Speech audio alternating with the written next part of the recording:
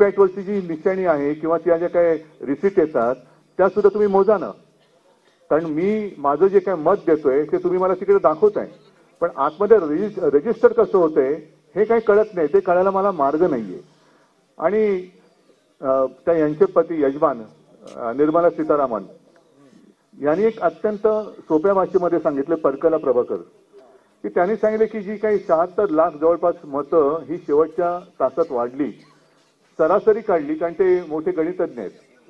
एवढ्या 76 लाखांची जर का सरासरी काढली तर प्रत्येक महाराष्ट्रातल्या प्रत्येक मतदान केंद्रावर किमान 1000 लोकांची रांग पाहिजे.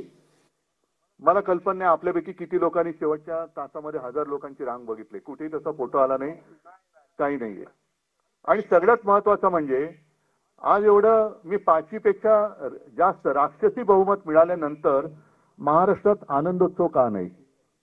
सगळ्यांची चेहरे हे असे विस्मयकारक काय आहेत? एवढं राक्षसी बहुमत मिळाल्यानंतर सुद्धा काही जणांना शेतात पूजा अर्चा करायला जावं का लागतंय? राजभवनवरती जायला पाहिजे. आम्ही तर गेलो होतो. आमचं तर काय, आम्ही 25-30 वर्ष एकमेकाच्या विरोधातच लढलेली माणसं होतो. पण जेव्हा आमची महाविकास आघाडी झाली तेव्हा पहिल्या प्रथम तेव्हा तर काय राष्ट्रपती राजवट लावली होती. आज कोणीही दावा केलेला नाही. विधानसभेची मुदत संपून गेलेली आहे तरी राष्ट्रपती राजवट का लागली गेलेली नाही? ह्या सगळ्या प्रश्नाचं उत्तर कोणाकडेच नाहीये. आणि एवढं बहुमत मिळाल्यानंतर सुद्धा राजभवनावरती जायच्याऐवजी लोक शेतात का जातात? अमावस्येचा मुहूर्त का घेतात? अजूनही दावा का केला जात नाही? हा महत्वाचा प्रश्न आहे. मग यांची थोडक्यामध्ये यातनं मानसिकता कळते की यांना सरकारी न्यायचं असं कधी वाटलं नव्हतं. त्याच्यामुळे मुख्यमंत्री कोण होणार, मंत्रिमंडळात कोण येणार ह्याची काहीच तयारी नव्हती. आणि ती नव्हती म्हणून आता जसं जागा वाटपामध्ये वेळ लागतोय तसं ह्या सगळ्या वाटपामध्ये वेळ लागतोय. असो, मला असं वाटतं आज मी मुद्दामून आलो आपले आशीर्वाद घ्यायला, कारण कोणीतरी आम्हाला एक वडीलधारं पाहिजे की तू करतोयस ते बरोबर करतोयस, तू करतोयस ते चुकीचं करतोयस हे सांगणार कोणतरी पाहिजे.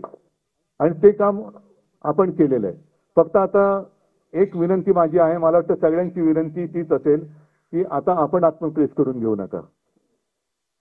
हा आत्मक्लेश आपल्या एकट्या व्यक्तीचा नाही, हा आत्मक्लेश आपल्या देशाचा आहे. आणि जर बाबांसारखे अनुभवी तपस्वी माणसं त्यांना हे सगळं पटत नाही, एवढ्या वर्षांचा सगळा त्यांचा एकूण कारकिर्दीचा अनुभव बघितल्यानंतर असं कधीच घडलेलं नाही असा माणूस जेव्हा सांगतो तेव्हा आपण पुढे जाणारच की नाही? का नुसतं त्यांना भेटायचं, आपण इकडे संविधान वाचवलंच पाहिजे, भारत माता की जय, वंदे मातरम आणि हम सब एक है? नाही, हम सब एक आहोत तर ते एक आता संपूर्ण देशभर दिसलं पाहिजे, संपूर्ण देशभर दिसलं पाहिजे. नाहीतर ह्या अशा आंदोलन